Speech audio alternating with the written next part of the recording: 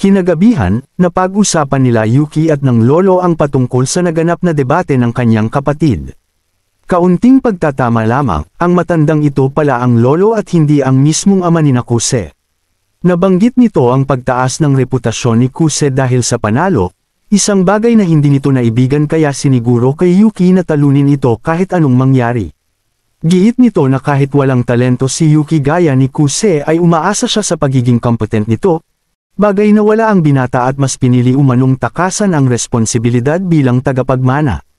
Matapos ito, hinabol naman si Yuki ng ina para kumustahin ang relasyon nito sa kuya kung saan matapos itong tumugon, ay nagawa ng kanyang nanay ang magpahayag ng suporta sa kabila ng napaka-toxic na tahanan. Dahil sa pressure napayakap na lang si Yuki kay Ayano at with matching mud pa. Kinabukasan, balita na sa madla ang pagkapanalo nila Kuse kaya napahingi ito ng sandali para makaupo man lang siya. Binati nito si Alia ng magandang umaga at matapos ang usual na cold response ay sinabi sa madla na kung may katanungan sa stratehiya sa likod ng panalo ay itanong lamang sa Rusong Binibini. Ganun pa man, walang sino man ang nangahas kaya't napatawag si Kuse ng tulong kay Kyo. Mula rito ay nagumpisa ang mga tanungan patungkol sa magic strategy ng debate. Nang mabanggit naman ng dalawa ang umano pagkaduwag ni Sayaka sa hamon na mismong ito ang nagbigay. Ikinasakit iyon ng damdamin ng Ruso kaya humingi ito ng sandali sa binata at umalis. At dahil bisto ito ni Kuse, agad nagpalusot ang binata sa madla para sundan kung saan ito nagtungo. Sa silid ng Student Council, nagtanong si Kuse kung ayaw ni Alia ang kritisismo kay Sayaka bilang resulta ng debate, na kung saan ay sinang-ayunan nito ng may pag-alinlangan. Dahil dito, sinabi ni Kuse na nanalo sila ng patas kaya kahit anumang sabihin ng sinuman kay Sayaka ay labas na umano sila doon. Ganun pa man, nanatiling guilty si Alia kasabay ng malungkot na mukha kaya nagtanong na ang binata sa nais nitong gawin. May pag-aalangan nitong sinabi na nais ayusin ang reputasyon ni Sayaka, ngunit mabilis na itong sinang-ayunan ng binata. Sinabi nito na imbes na magmakmak ay mas mainam kung maghanda na sila para sa nalalapit na closing ceremony. Ipinagpasalamat ng dalaga ang muling pagtulong ng binata at matapos nitong muling mabanggit ang pangako ng suporta ay magkakaroon na sana ng matamis na sandali. Nang biglang sa likuran ay makita ni Kuse ang mga paggalaw na bisto na nito kung sino. Naiisip ng binata ang maging silensyo, subalit sa maamong mukha ng Ruso kasama ng mga galawan na tila pahiwatig ng pagtama ng isang sure hit cringe, ay wala na siyang nagawa kundi ibuking ang mga nagtatago. Mula sa pagkagulat ni Alia lumabas sina Kenzaki at Chisaki kung saan nakipagkasundo si Kuse, na wala na lang ipagsasabi ang kapwa panig at umalis. Pagkalabas, dito na nahiya ng husto si Alia at agad nang tumakas. Mula dito, tinungo ni Kuse ang silid ng partner ni Sayaka na si Nanoa ngunit hindi siya makalapit dito gawa ng napalibutan ng madla at nagsilbing depensa. Sa ilang sandali tinawag na siya ng dalaga at sa wakas ay naiparating ang rason ng pagpunta. Sa isang silid nagbiro si Nanoa na kung balak ni Kuse magtapat ay sige lang dahil single naman siya at madaling kausap.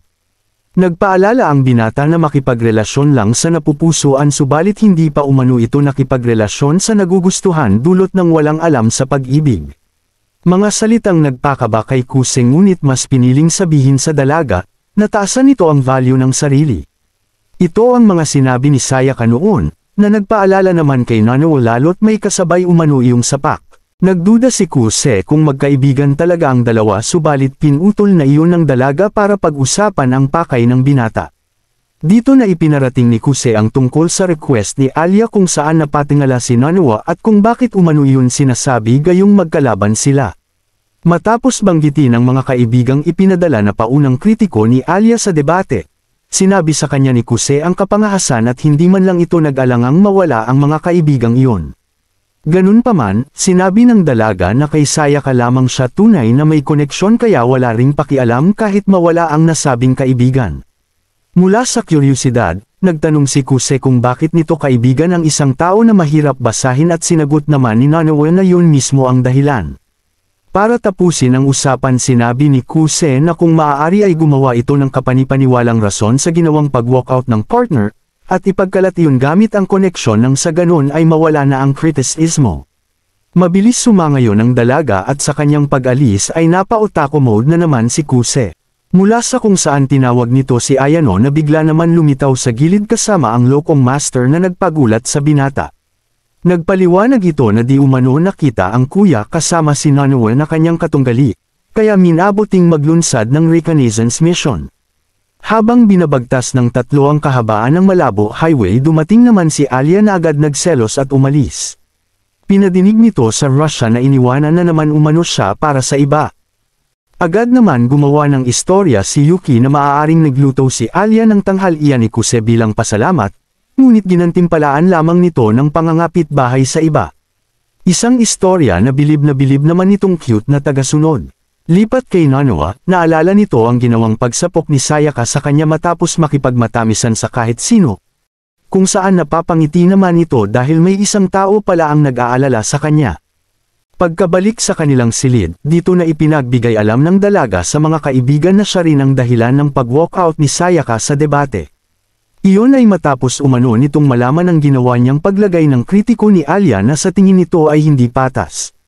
Sa dako ni Nakuse, pilit na itong nagpapaliwanag kay Alia ngunit sadyang ayaw maniwala ng Ruso. Dahil dito, nag-alok si Kuse para mag-review na isa namang kaina-hinalang bagay para sa isang tulog lang ang alam.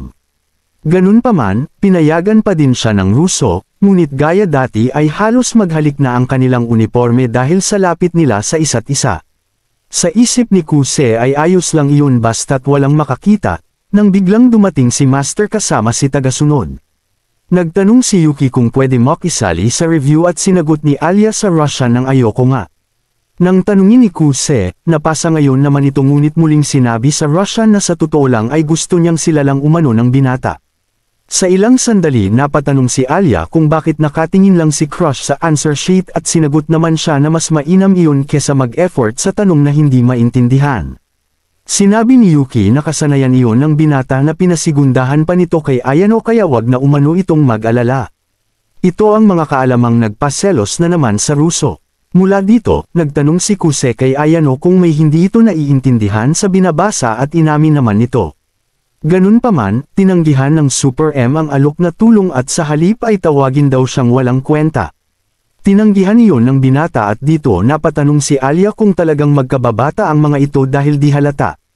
Sunod na dumating si Masha at matapos ang kapihan ay nakita naman nito ang isang libro sa hipnotismo kung saan nais masubukan mula sa kapatid. Tinanggihan ito ni Alia kaya't heto't nagpa-cute na naman siya at ipinasa ang tungkulin sa binata. Sa panimula, inutusan ni Kuse si Masha na tingnan ang kanyang daliri sabay bigkas ng mga sunod na chant, at sa di inaasahan ay nawala ng malay ang Ruso. Nagulat ang lahat maliban na lang kay Alia na hindi iyon pinapaniwalaan. Mula dito ay binanggit ni Kuse ang chant para tanggalin ang hipnotismo at katakatak ang wala nang maalala si Masha sa mga pangyayari. Itigil mo nga yung kalokohan na yan, ito ang mga salita ng pagdududa mula kay Alia na nais maalis ni Yuki. Nagmungkahi itong subukan rin ng dalaga para makuha ang patunay at pinagbigyan naman ng Ruso. Binanggit ng binata ang chant ngunit sa pagkakataon na ito ay maski si Masha ay nawalan din ng malay. Lamikot na ang isip ni kapatid at nagbigay ng quiz sa kung ano ang dapat gawin sa chicks na nahipnotismo. Nais ni Kuse na umakto itong bata at si kapatid naman ay gusto itong mag-alis ng suot habang si Ayano ay nais lamang sabihin nito ang nakakahiyang pangyayari. Nagbotohan ang tatlo at dineklarang wagi si kapatid kaya agad nagbitaw ng utos, kung saan ang mga Ruso ay nais maging bukas ang katawan at kaluluwa. Mula dito ay tumayo ang kagandahan at sa paglapit sa binata ay nagresulta naman para sa harem ni Masha na hinahaplos ang buhok ni Kuse at Alia. Sa ilang sandali napatanong si Kuse kay Masha kung maaari na siyang umalis ngunit hindi siya nito pinagbigyan. Pagkatapos nito, naganap ang hinihintay ng madla matapos simulan alisin ni Alia ang kanyang suot, at nakita na nga ni Kuse ang shell ng tahong.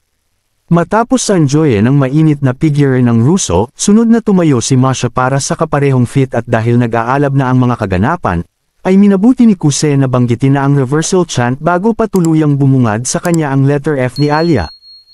Sinubukan din ni Yuki kay Masha subalit hindi na iyon gumagana at nagresulta para malito di taranta ang bida. Dumating si Chisaki at mula sa inabutang tagpo ay mabilis ang paliwanag ni Yuki na resulta iyon ng mahiwagang hipnotismo. Mula dito ay nilunsad ni VP ang masahe no jutsu at nagpabalik sa wakas sa malay-tao ng dalawa. At matapos mahimasmasan, ay napasigaw na lang ito pareho sa kanilang itsura. Sa dako ni Kuse, bistado ito ni Chisaki sa mga nakita kaya inihanda ni VP ang mainit-init na regalo para sa pasaway na mister romantiko. Dito muna natatapos ang recap. Palike naman kung iyong nagustuhan. Hanggang sa muli.